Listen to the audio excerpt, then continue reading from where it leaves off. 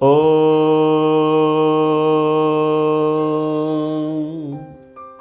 सहनाववतु सहनौ भुनक्तु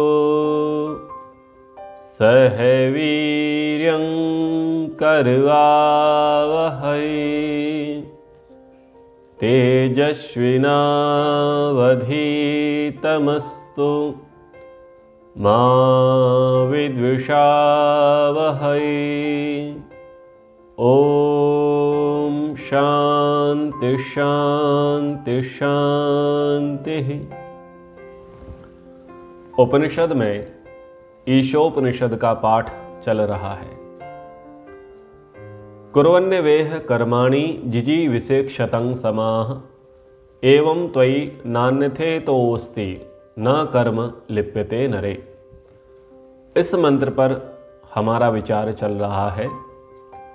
पहले की कक्षा में कुर्वन्यवेह कर्माणि, मनुष्य किस प्रकार के कर्मों को करे, कैसे कर्मों को करता रहे, इस पर चिंतन हुआ। अब आज प्रसंग उठता है जिजीविषेक्षतं समाह। जिजीविषा, जीने की इच्छा हम करते रहे। कब तक जिए? 100 वर्षों तक। यदि हम पूर्व के मंत्र को देखते हैं, ईशावास्यमिदं सर्वं यत्किंच जगत्याम जगत तेन त्यक्तेन भुंजीथा मा गृधा कस्य सुधनम। हे जीवात्माओं, हे मनुष्यों, यह संसार परमपिता परमेश्वर के द्वारा निर्मित है। इस समग्र संसार में ईश्वर व्याप्त है। इस संसार का कर्ता धर्ता स्वामी पालक ईश्वर ही है। आपको यह संसार भोग और अपवर्ग के लिए दिया है, इसलिए आसक्ति भाव को छोड़ते हुए आप त्याग पूर्वक इसका भोग करें, इसका लोभ न करें, क्योंकि यह आपका नहीं है। इस प्रकार की चर्चाएं पहले मंत्र में आई, जिसकी हमने विस्तृत विचार उस पर किया। दूसरे मंत्र पर जब हम विचार कर रहे हैं, तो यदि हम ये देखें कि भगवान ने मुंह दिया है तो भोजन भी देगा, जीवन दिया है तो जीवन जीने का साधन भी दे ही देगा, ऐसी ऐसी अन्य विचारधाराएं भी आती हैं। मैं आपसे एक विचार साझा करूंगा अथवा आपसे पूछना चाहूंगा कि किसी के पिताजी ने पर्याप्त धन संपत्ति अर्जित किसी काल में की हो और करने के बाद स्वयं कुछ उपभोग न की हो और अपने बच्चों के लिए, आगे की संतति के लिए उन्होंने आरक्षित कर रखी हो, और पिताजी ने कहा कि बेटा इस संपत्ति का आप उपभोग करिए, तो यदि वो व्यक्ति संपत्ति का उपभोग करेंगे तो क्या संपत्ति का उपभोग करके वो जीवित रह पाएंगे? मेरे कहने का तात्पर्य यह है कि वो संपत्ति का उपभोग करेंगे, लेकिन जीने की इच्छा उनके अंदर से समाप्त हो जाएगी। क्यों? क्योंकि भोगते भोगते वो थक जाएंगे और भोग करके वो क्या कहेंगे अंत में? बहुत भोग लिया, बहुत देख लिया, अब और कुछ भोगना और कुछ करना शेष नहीं रहा। ये भाव उनके अंदर आ जाते हैं। आप अखबार पढ़ते हैं, समाचार पत्रों को देखते हैं, आपको कई ऐसे प्रसंग मिलेंगे सुनने के लिए कि व्यक्ति बहुत धनाढ्य था, बहुत धन से संपन्न था, उसने पर्याप्त भोग भोगे और अल्पायु में पर्याप्त भोगों को भोगने के पश्चात उसकी जीवन के प्रति नीरसता आ गई और अंत में जाकर के उसने सुसाइड कर ली। ऐसे कई केस विदेशों में होते हैं, भारत में भी होते हैं कि व्यक्ति अल्पायु में ही पर्याप्त भोगों को भोग लेते हैं, बहुत दुनिया को वो घूम लेते हैं और अंत में उनके लिए कुछ करने के लिए नया बचता नहीं है। तो तो जब नया नहीं बचता तो वो क्या करते हैं, प्राणांत स्वयं का हो जाता है, वो आत्महत्या कर बैठते हैं। ये क्या था, उनके अंदर जिजीविषा नहीं थी। ये उदाहरण मैं आपको दे रहा हूं और इस उदाहरण से आप भली भांति परिचित हैं। वेद में कितनी अच्छी बात कही कि कुर्वन्नेवेह कर्माणि जिजीविषेक्षतं समाह। परमात्मा ने ये संसार बना करके तो आपको दिया है, लेकिन संसार में आपको रहना कर्म करते हुए, और कर्म करते हुए ही आपको जीने की इच्छा रखनी है। अब व्यक्ति बैठा बैठाया खाता रहेगा और कुछ कमाएगा नहीं, कुछ करेगा नहीं, तो खाते खाते तो उसकी संतुष्टि हो ही चुकी होगी ना, उसकी जिजीविषा समाप्त हो जाएगी।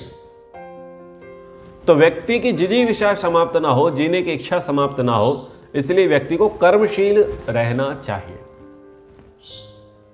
तो इसलिए पहले चरण में कहा कुर्वन्नेवेह कर्माणि, कर्म करते हुए ही जीने की इच्छा करें।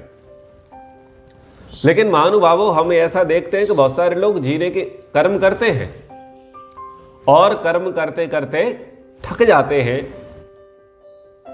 और क्या कहते हैं कि बहुत कर लिया।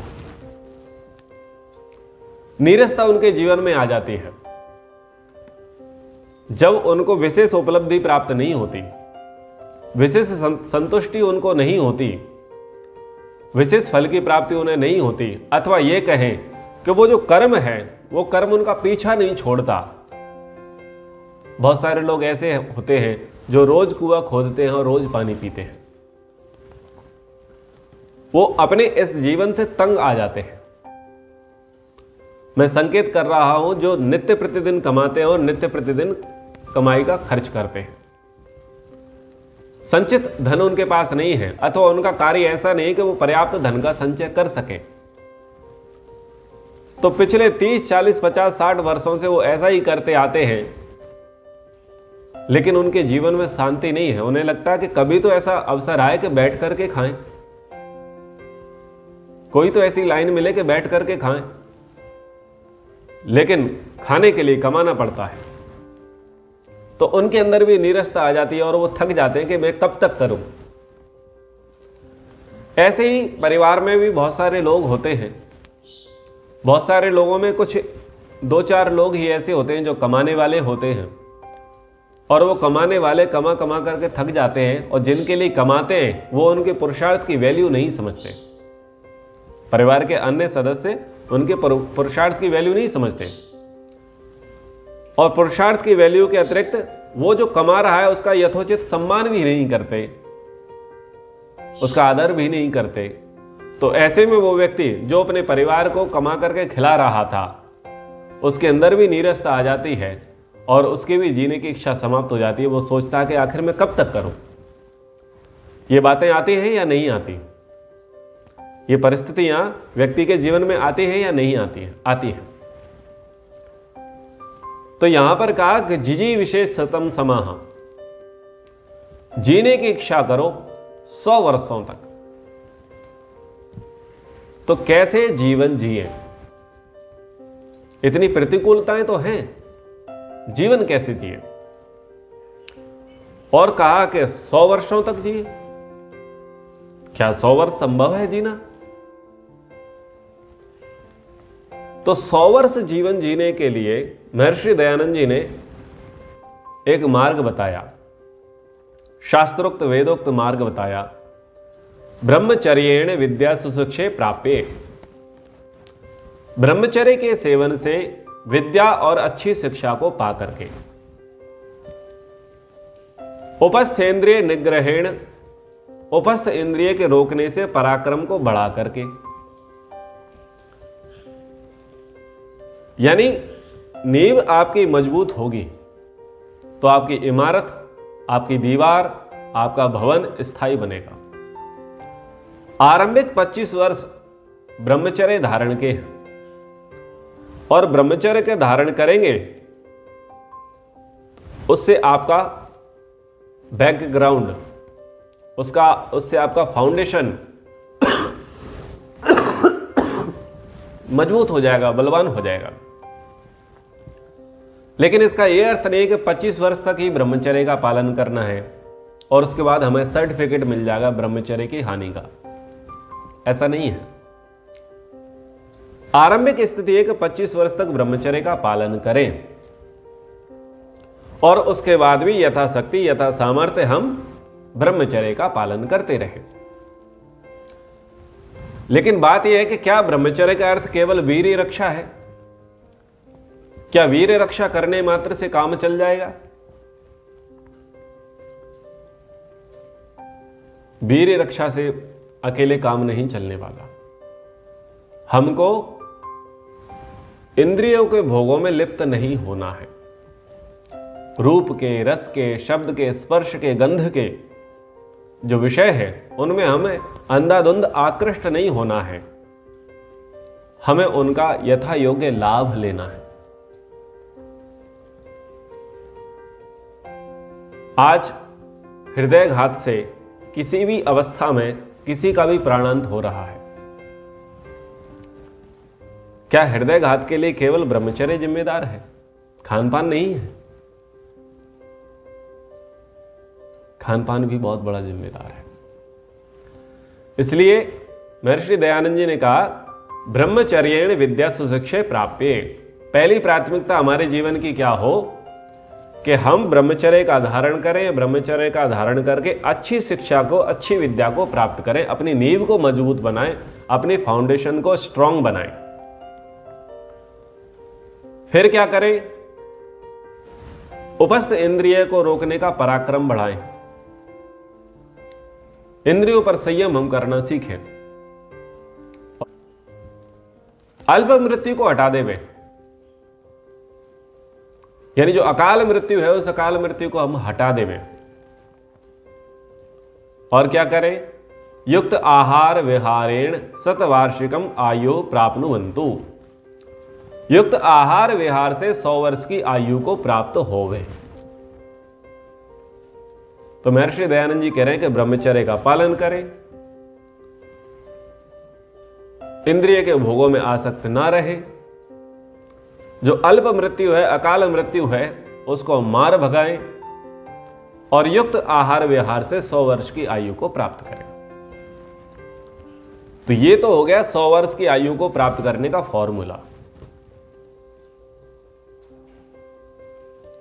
तो युक्त आहार विहार, जैसे मैंने कहा कि आज जो हृदयघात हो रहे हैं वो हृदयघात गलत दिनचर्या और गलत खान-पान से है, और उसके कारण कभी भी किसी का भी शांति पाठ हो जा रहा है, यानी हम अकाल मृत्यु को प्राप्त होते जा रहे हैं। आयुर्वेद में 101 प्रकार की मृत्युओं का वर्णन है। उसमें से केवल एक ही मृत्यु है जो स्वाभाविक है, बाकी 100 प्रकार की जो मृत्यु है वो अकाल मृत्यु है। अकाल मृत्यु यानी हमारी गलती से अथवा दूसरे की गलती से शरीर नष्ट हो जाना, शरीर से आत्मा का पृथक्करण हो जाना अकाल मृत्यु है। अब लोग बोलेंगे कि वेद तो कहता है 100 वर्ष तक जियो, इधर अकाल मृत्यु हो रही है, तो क्या जिनकी अकाल मृत्यु हो रही है वो शेष समय तक भटकते रहेंगे? ऐसी मान्यता समाज में चलती है कि मान लीजिए मनुष्य की आयु निर्धारित 100 वर्ष रही और व्यक्ति 45 वर्ष की अवस्था में ही वो किसी कारण से चल बसा, तो लोगों की ऐसी मान्यता रहती है कि वो 55 वर्षों तक भटकेगा, उसकी आत्मा को शांति नहीं मिलेगी, क्योंकि 100 वर्ष की आयु होती है। और वो व्यक्ति परेशान करेगा अथवा वो व्यक्ति परेशान रहेगा, वो जीवात्मा वो परेशान रहेगा। तो जब उसकी अवधि का समय है वो पूरा हो जाएगा, तब जाकर उसको दूसरा जन्म मिलेगा। ऐसी मान्यताएं जन्म के संबंध में, अकाल मृत्यु के संबंध में समाज में व्याप्त है। तो हम इस प्रसंग को भी साथ में लेते हुए इस अकाल मृत्यु के प्रसंग को भी समझ लेते हैं। अकाल मृत्यु का अर्थ इतना ही है कि समय नहीं आया था और समय से पहले चल दिए। तो समय से पहले चल दिए तो इसका अर्थ ये नहीं है कि भटकेंगे,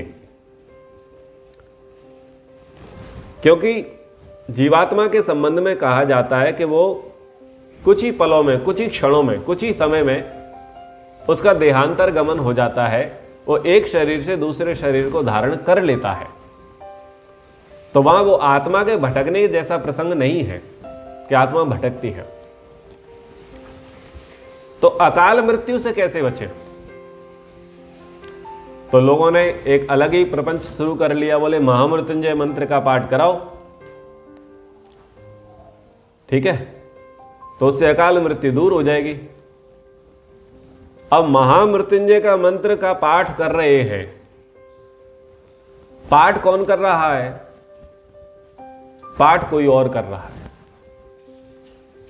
पाठ किसके लिए हो रहा है? पाठ किसी और के लिए हो रहा है। मंत्र का जाप कौन कर रहा है? मंत्र का जाप कोई और कर रहा है। बड़ी अद्भुत टेक्नोलॉजी है। मंत्र का जाप कोई और करे और उसकी शक्ति, उसका प्रभाव किसी और को मिले। अद्भुत टेक्नोलॉजी है, विचारणीय है। अब वहां पर क्या कहा जा रहा है मंत्र में कि हे प्रभु, जैसे खरबूजा बेल से पक करके स्वतः ही छूट जाता है, वैसे ही मैं भी छूट जाऊं। इसी को बोला है ना स्वाभाविक मृत्यु। और यहां आयुर्वेद में 101 प्रकार की मृत्यु है, जिसमें एक मृत्यु है स्वाभाविक, जिसकी इस मंत्र में प्रार्थना की गई है कि जैसे खरबूजा बेल से पक करके स्वतः छूट जाता है, वो स्थिति है स्वाभाविक मृत्यु की। और 100 प्रकार की जो स्थितियां हैं वो सब अकाल मृत्यु है।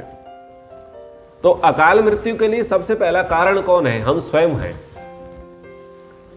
इसलिए यहां पर शास्त्रों में कहा कि ब्रह्मचर्य का धारण करें। ब्रह्मचर्य क्या करता है? ब्रह्मचर्येण तपसा देवा मृत्युम उपागनत। विद्वान लोग ब्रह्मचर्य और तप के द्वारा मृत्यु को मार भगाते हैं। तो यदि अकाल मृत्यु से बचना है तो उसकी पहली प्रायोरिटी ब्रह्मचर्य धारण है, ना कि महामृत्युंजय मंत्र का पाठ। ब्रह्मचर्य का धारण करें, वीर्य की रक्षा करें यथासंभव, यथा सामर्थ्य। दूसरा क्या करें? दूसरा यह करें कि इंद्रियों के भोग में आसक्त ना हो। आपने एक श्लोक सुना होगा, कुरंग मातंग पतंग भृंगा मीना हता पंच वीरेव पंचः एका प्रमादी सकथम न हन्यात यह सेवते पंच वीरेव पंचः। एक एक जीव एक एक विषय पर आकृष्ट होकर के अपने प्राण गवा देता है, अपनी जान गवा देता है।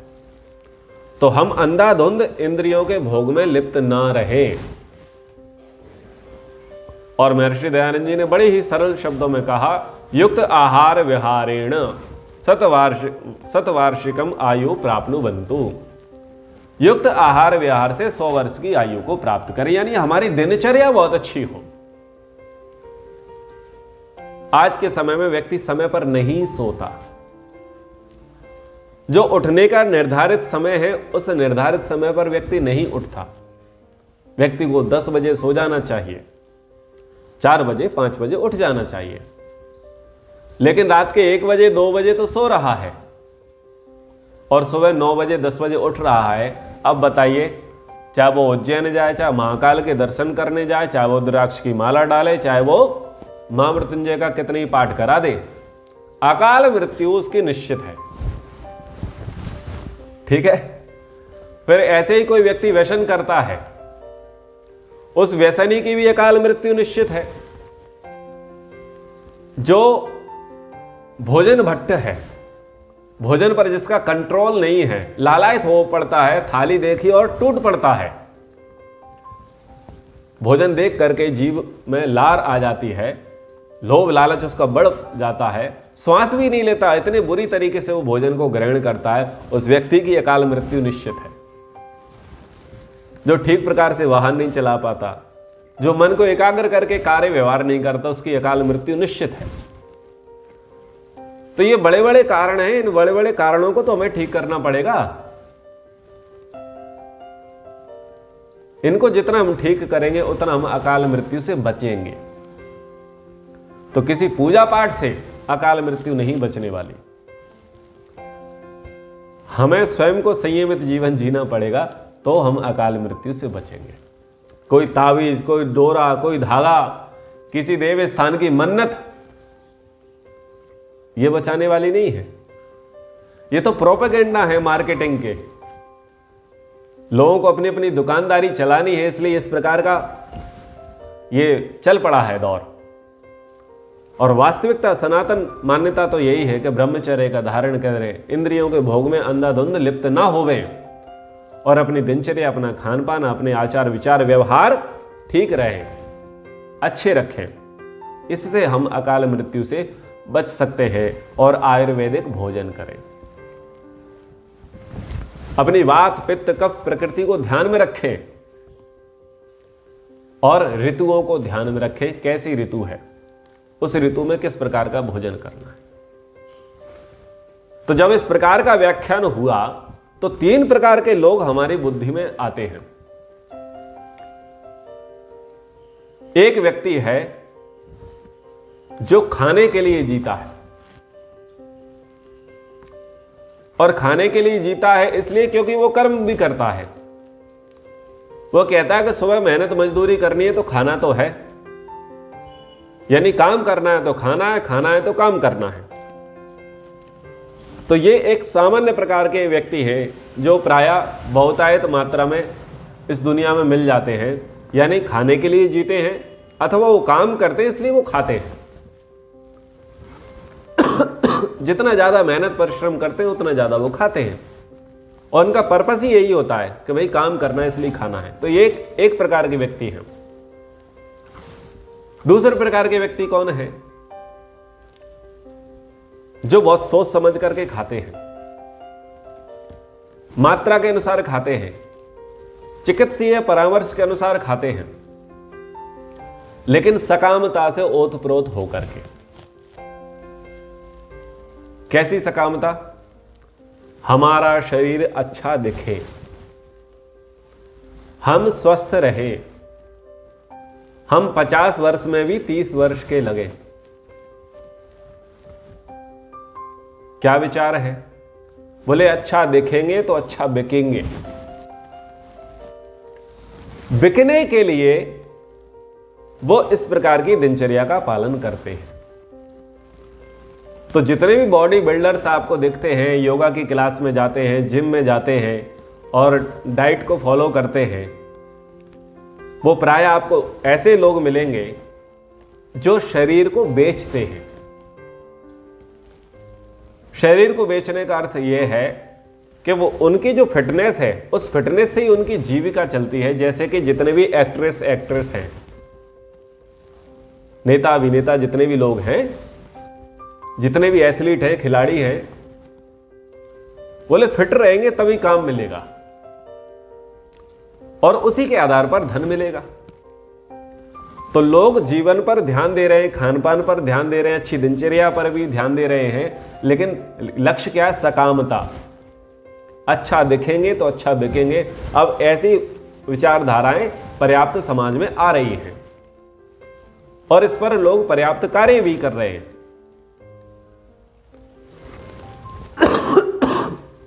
बहुत सारे फिटनेस के केंद्र बन गए हैं, आसन व्यायाम के योगा सेंटर बन गए हैं। लोग फिट रहना चाहते हैं, जवान दिखना चाहते हैं, तभी उनको काम मिलेगा। पर यह स्थिति है सकामता के आधार। लेकिन मंत्र क्या कह रहा है? एवं त्वयि नान्य थे अस्ति न कर्म लिप्यते नरे। हमको कर्म तो करने हैं, लेकिन कर्म ऐसे नहीं करने हैं जो हमें ग्रसित कर ले, हमको जकड़ बैठे। हमें तो ऐसे कर्म करने हैं जो हमें जकड़े नहीं, पकड़े नहीं, जिनका कर्म का बंधन हमारे लिए ना बने। यानी हमें निष्काम कर्म करना है। तो वापस आ जाइए खान पान पर। अब तीसरे प्रकार के जो लोग होंगे, जो युक्त आहार विहार का पालन करेंगे, जो ब्रह्मचर्य का धारण करके विद्या और सुशिक्षा को प्राप्त करेंगे, जो समय पर सोएंगे, समय पर उठेंगे, जो वात पित्त का प्रकृति का ध्यान रखेंगे, ऋतुओं का ध्यान रखेंगे, आयुर्वेदिक परामर्श के अनुसार भोजन का ग्रहण करेंगे, यानी ये भी भोजन ग्रहण कर रहे थे और ये लोग फिटनेस वाले भी भोजन ग्रहण कर रहे थे, लेकिन भावना में अंतर है। एक सकामता के साथ कर रहे हैं, ये निष्कामता के साथ करेंगे। क्यों? बोले हमें इस शरीर से स्वार्थ है और शरीर से हमें क्या करना है? मोक्ष की प्राप्ति करनी है। शरीर माध्यम खलु धर्म साधनम। यदि धर्म कार्य करना है तो पहला सुख निरोगी काया, शरीर को स्वस्थ बनाए रखना है, शरीर को बलवान बनाए रखना है, शरीर को दीर्घजीवी बनाए रखना है, क्योंकि तभी हमारे पुरुषार्थ चतुष्टय की सिद्धि हो सकेगी।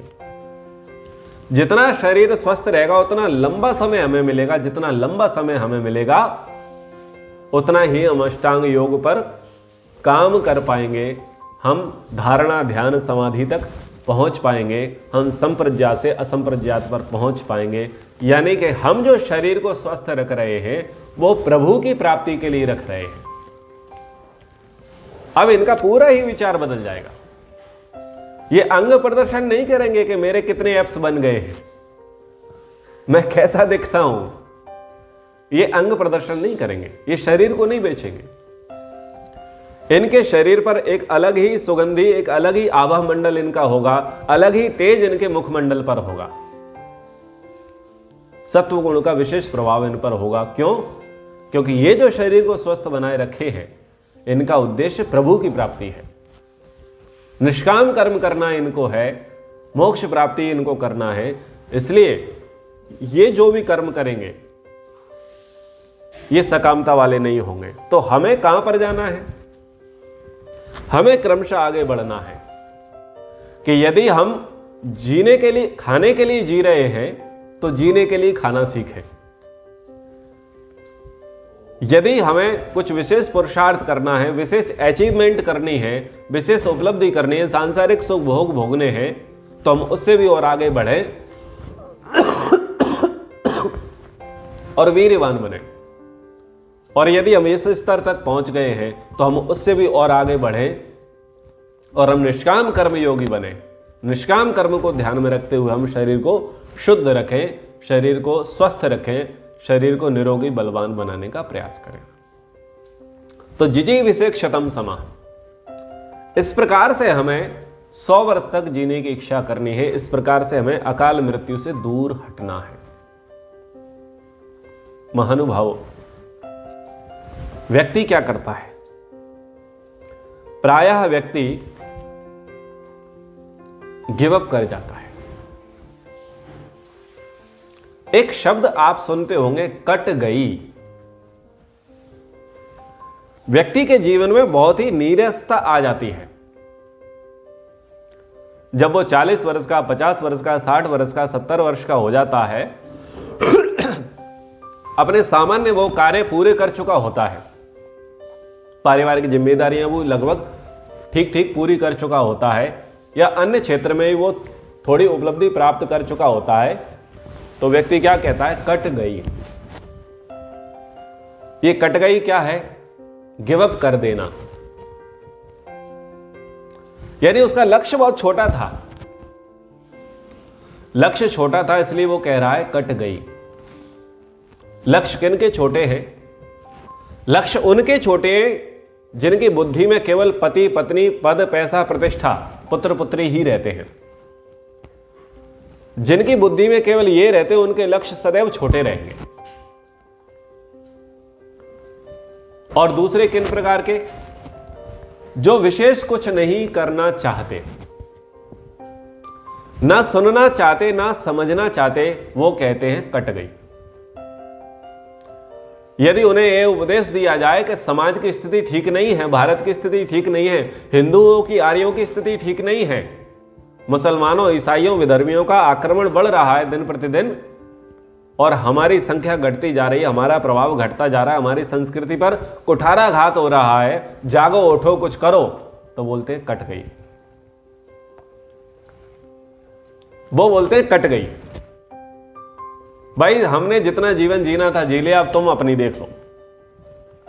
तो ऐसी नीरसता उन लोगों के भीतर भी आती है जब आप समाज को लेकर के, धर्म को लेकर के, राष्ट्र को लेकर के अन्य अन्य स्थानों पर जाते हैं, लोगों से बातचीत करते हैं, तो वो लोग, उस नकारात्मक विचारधारा के लोग, वो इसी प्रकार से बोलते हुए अपनी बात को वहां विराम कर देते हैं। यानी वो आपकी सुनना नहीं चाहते, वो आपकी बात को समझना नहीं चाहते। उनकी बुद्धि में क्या है, कट गई।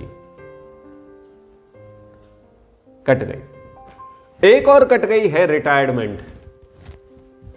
एक तीसरी आती है रिटायरमेंट, जब व्यक्ति अपने नौकरी धंधे व्यापार से रिटायर्ड हो जाता है 60-65 वर्ष में रिटायर्ड हो जाता है, तो रिटायर्ड होते ही उसे क्या लगता है,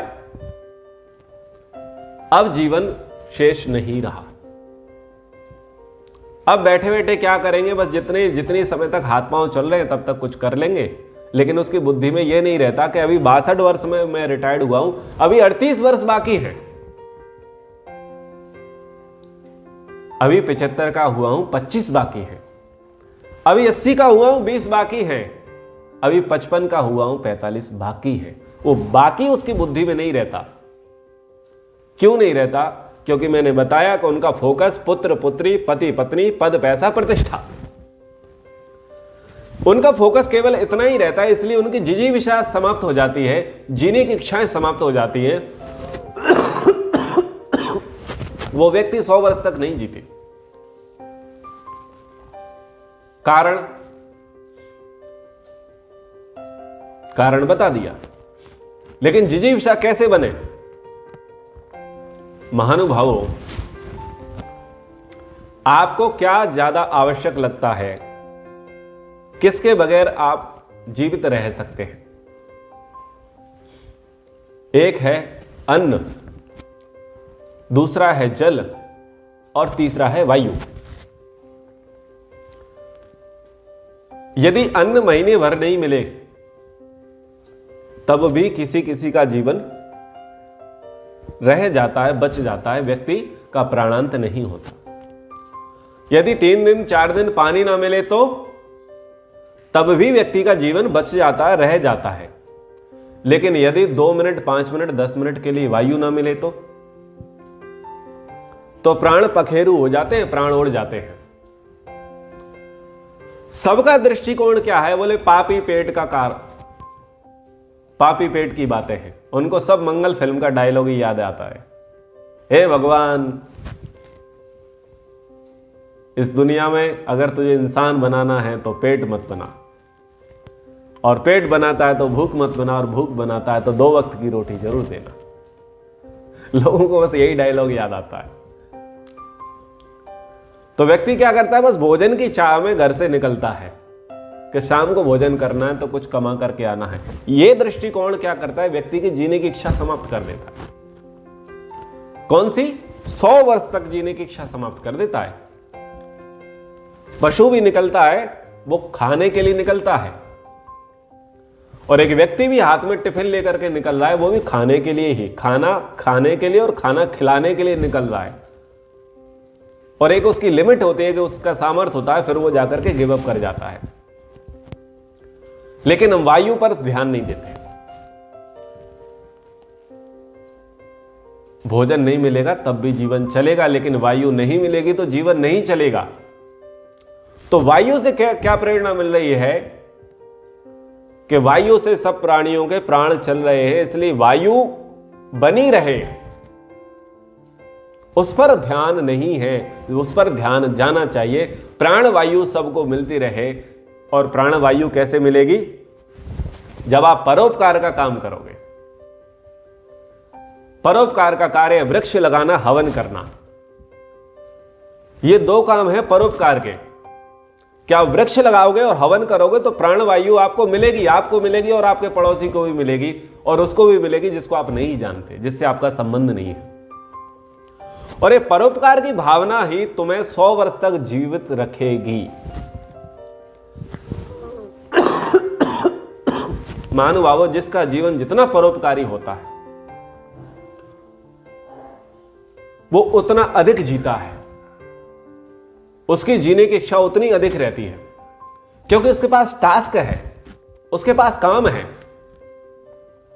और ऐसे ही लोग कहते हैं, यदा यदा ही धर्मस्य ग्लानिर्भवति भारत, अभ्युत्थानम धर्म से तदात्मानम सृजाम्य हम परित्राणाय साधूनाम विनाशाय च दुष्कृताम धर्म संस्थापनार्थाय संभवामि युगे युगे। इसी विचारधारा को लेकर के क्रांतिकारियों ने फांसी के फंदे चूम लिए खुशी खुशी। बोले जब भी जन्मूं मैं भारत की आजादी के लिए काम करूंगा। जितने भी क्रांतिकारी हुए, वीर महापुरुष हुए, समाज सुधारक हुए, प्रचारक हुए, वो आज भी हमारे दिलों में जीते और वो स्वयं भी अपने समय में बहुत लंबा समय जिए थे, क्योंकि उनके दिमाग में, उनके मस्तिष्क में परोपकार की भावना है। और महानुभावों, जो परोपकार का कार्य करता है उसको बहुत शुभकामनाएं मिलती हैं, उसको बहुत प्रेरणाएं मिलती हैं। लोग चाहते नहीं है कि वो व्यक्ति हमारे सामने से चला जाए, उसका भी एक अपना प्रभाव होता है। जो परोपकार के लिए जीता है उसको लोग दुआएं देते हैं, आशीर्वाद देते हैं, शुभकामनाएं देते हैं, सहयोग देते हैं, समर्पण देते हैं, उसके लिए अच्छी अच्छी प्रार्थनाएं करते हैं कि ये चिरंजीवी हो, दीर्घजीवी हो। तो परोपकारी को सब चाहते हैं, परोपकार को अन्य लोग भी चाहते हैं। जो स्वयं जीवन में परोपकारी होता है उसको भी मृत्यु उससे दूर भागती है।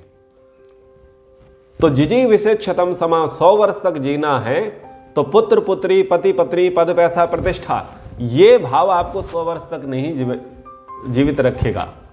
परोपकार की भावना आपको 100 वर्ष तक जीवित रखेगी।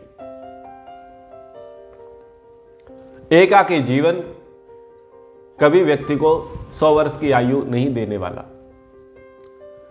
क्या आप अकेले 1 महीने तक जड़ वस्तुओं के साथ रह सकते हैं? नहीं रह सकते, क्योंकि जड़ वस्तुएं आपको कितना बोध कराएंगे, क्योंकि उनका सामर्थ्य उतना ही है। आप किसके साथ रहना पसंद करेंगे?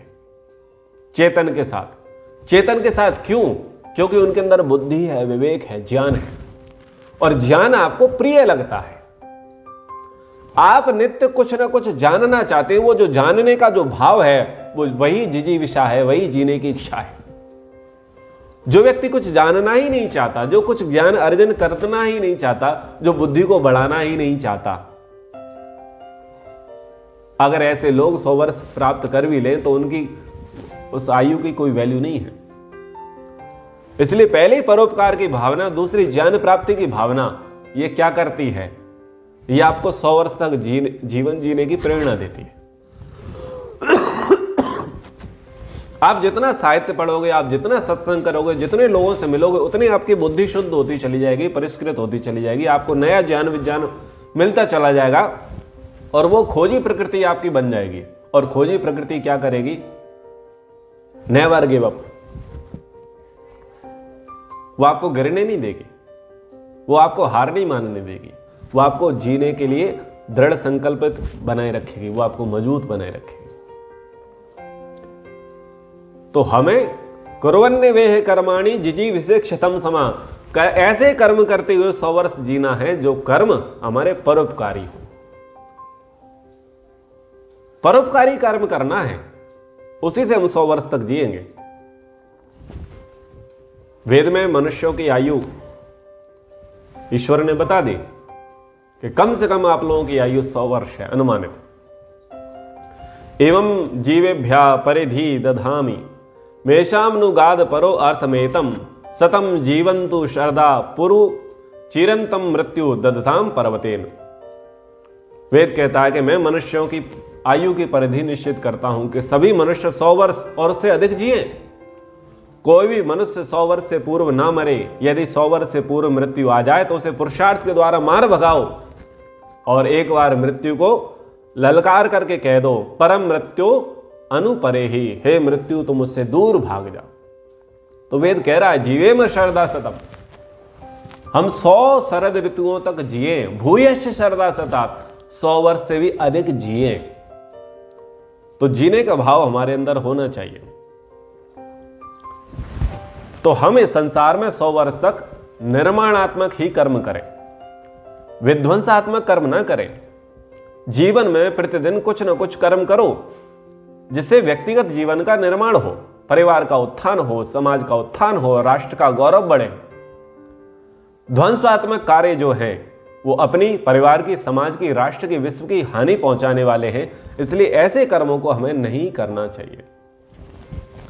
और महानुभावों, जैसे कहा कि पुत्र पुत्री, पति पत्नी, पद पैसा, प्रतिष्ठा, धन सबको प्यारा है,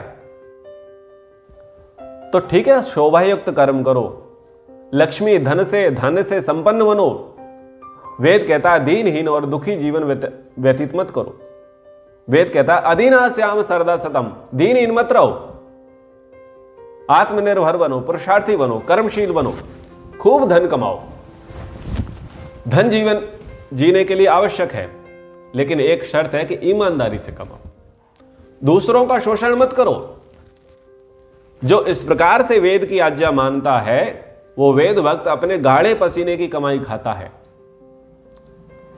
यानी जो धन है वो हमारा ही शोषण करने वाला ना हो, ऐसे धन से हम दूर रहें। वेद में प्रार्थना भी की जाती है धन के संबंध में कि हे प्रभु, जो लक्ष्मी, जो धन, जो संपत्ति हमें दुराचार की ओर लेके जाने वाली हो, जो धन निर्दय होकर मुझसे ऐसे चिपटा हुआ हो जैसे अमरवेल वृक्ष से चिपटी रहती है, उसे तू सुखा डाल।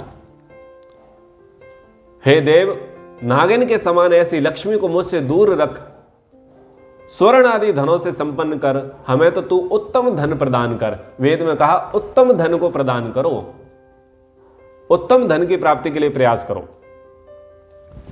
तो हमारी तो यही कामना है कि हम पवित्र कारिणी, जीवन को उन्नत करने वाली लक्ष्मी में रमण करें, जो पाप की वृत्ति की ओर लेके जाने वाली हो, ऐसी धन संपत्ति हमसे दूर हो जावे। रमंता पुण्य लक्ष्मीर्या पापिस्ता अनिश नसम, वेद में प्रार्थना की गई।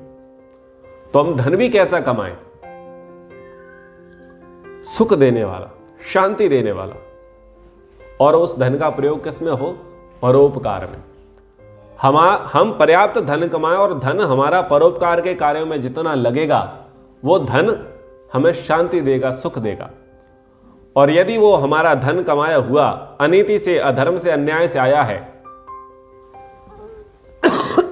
तो वो धन ही हमारा विनाश करने वाला होगा। इसलिए कुछ बातें इस प्रसंग में आपके समक्ष रखी। कुर्वन्य वेह कर्माणि जिजी विषेक्षतंग समाह, हमको कर्म करते हुए ही 100 वर्ष तक जीने की इच्छा करनी है।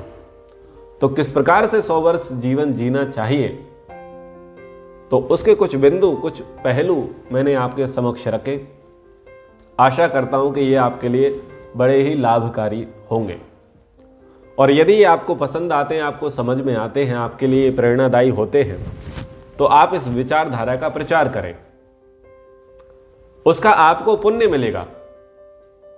तो आप अपने जो इष्ट मित्र हैं, संबंधी हैं, परिचित अपरिचित लोग हैं जो आपके संपर्क में हैं, उनको भी इस प्रकार के व्याख्यान का प्रसाद आप भेंट करिए, उनको फॉरवर्ड करिए, ताकि उनको भी कुछ लाभ मिले, उनको भी समझ में आए जिजी विषय क्या है, जीने की इच्छा क्या है। महानुभावो, आप कहीं पर भी जाते हैं, किसी की अंत्येष्टि पर जाते हैं, अथवा अंत्येष्टि होने के पश्चात उस परिवार के व्यक्ति से मिलते हैं, अथवा कोई रिटायर्ड व्यक्ति आपको मिलता है, अथवा जिसकी आयु 70-80 वर्ष हो गई है, वो आपको मिलता है। आपको प्रायः लोग वैसे ही मिलते होंगे, गिव अप करने वाले। तो आप उनको बोले, अच्छा आज आपका 81वां जन्मदिन है, हैप्पी बर्थडे, अभी आपके 19 बाकी हैं, ये बोल के जरूर आए। ये बहुत बड़े पॉइंट की बात है। जब व्यक्ति रिटायर्ड हो जाए 60 वर्ष में, तो आप बोले अगले 40 वर्ष के लिए आपकी क्या योजना है। ये आपको बोलना मुख्य है, ध्यान रखिएगा। इस पॉइंट को हमें नहीं छोड़ना है। जब व्यक्ति रिटायर्ड हो जाए तो उसकी बाकी की आयु कैलकुलेट करें। जब व्यक्ति उम्र दराज हो और उसका जन्मदिवस के अवसर पर आप आए, तो आप उसको बाकी आयु बता दें उसकी। और जब व्यक्ति ये कहे कि मेरी तो कट गई है, तो उसको भी बता दें कि अभी इतनी बाकी है। आपका ऐसा कहना उसके अंदर जीने की इच्छा उत्पन्न कर देगा, नए सृजनात्मक कार्य करने की भावना उसके अंदर ले आएगा। ये बहुत बड़े पुण्य की बात है, बहुत बड़ी प्रेरणा की बात है। मैं आप सब लोगों से ये कहना चाहता हूं कि आप लोग ऐसा करिए, क्योंकि मैं ऐसा करता हूं, इसलिए आपसे कह रहा हूं। तो आप सब शतायु होवे, 100 वर्ष तक जिए, 100 वर्ष से अधिक वर्षों तक आप जिए। आप परोपकारी कार्यों को करें, आप निर्माणात्मक कार्यों को करें और आप पुरुषार्थ चतुष्टय की सिद्धि करें, आप इसी जीवन में समाधि लगाएं। ऐसी शुभकामनाओं के साथ आज की कक्षा को हम यहीं पर विराम करते हैं। इति ओम शम।